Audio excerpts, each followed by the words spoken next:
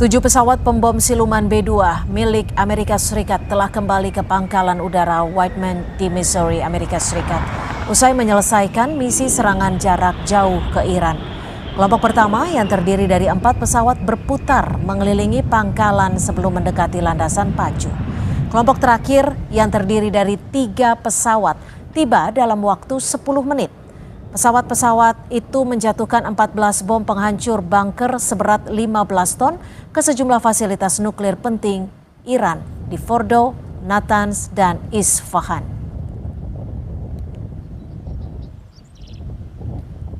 Iran akan menutup Selat Hormuz sebagai akibat serangan Amerika Serikat ke Iran. Selat Hormuz merupakan jalur sempit yang menghubungkan Teluk Arab dengan Laut Arab yang merupakan rute maritim paling penting bagi suplai energi global. Seberapa besar dampaknya bagi dunia? Kita akan membahasnya bersama Hairul Fahmi, pengamat militer ISIS. Selamat petang Mas Hairul, terima kasih sudah bergabung bersama kami di Kompas Petang.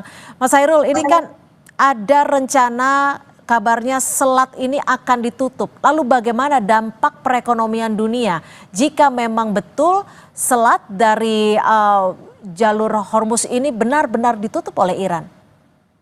Ciko, iya. Mohon maaf, audionya belum dibuka. Sudah dibuka. Ya, silakan Mas Hairul. Sorry, saya kira ini perkembangan yang sangat penting ya dalam eskalasi konflik di Timur Tengah ini ya.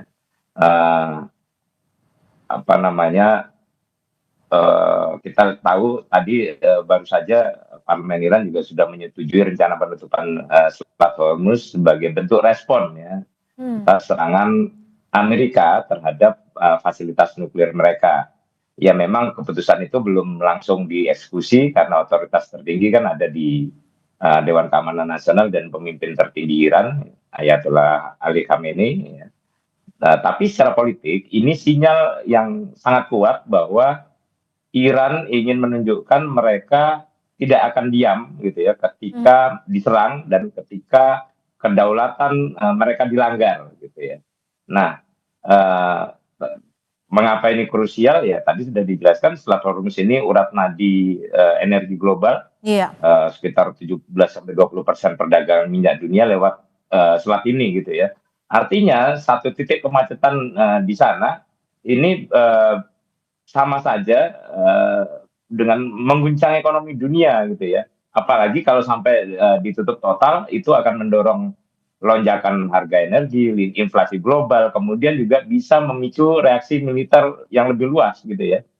Jadi yang kita lihat ini bukan hanya ancaman regional lagi ya, tapi potensi awal dari ketidakstabilan sistemik ya secara global gitu. Ini yang saya kira mengkhawatirkan gitu. Apakah akan ada implikasi yang begitu nyata ketika memang tak hanya Selat Hormuz ini ditutup, tapi dampak-dampak lainnya bagi ekonomi dunia terkait dengan serangan AS ke Iran ini? Iya, pasti ada ya. Kalau dampaknya akan sangat nyata dan cepat terasa gitu ya.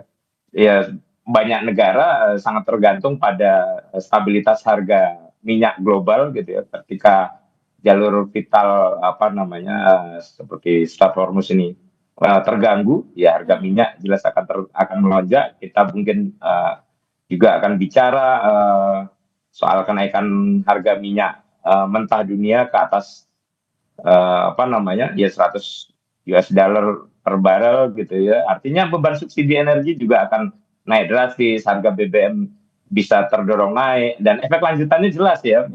Biaya logistik, kemudian pangan, kemudian kebutuhan-kebutuhan pokok yang lain, inflasi bisa melonjak, banyak lah ya. Industri transportasi, logistik, manufaktur ini akan terpukul lebih cepat gitu ya.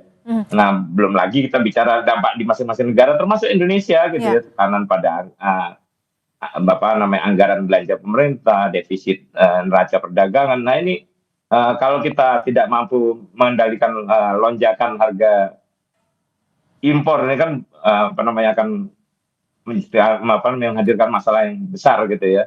Sehingga ya penting kemudian bagi negara-negara ini ya menyiapkan langkah mitigasi dan antisipasi, kemudian juga ya penguatan cadangan energi strategis, diversifikasi pasokan sampai upaya stabilisasi harga. Ini yang kemudian ya saya kira dampaknya sangat signifikan dan luas, dan belum tentu tiap-tiap negara punya daya tahan yang cukup untuk menyiapkan itu semua dalam waktu singkat. Oke, baik, terima kasih Mas Hairul Fahmi, pengamat militer ISES, sudah berbagi perspektif di Kompas Petang. Selamat sore.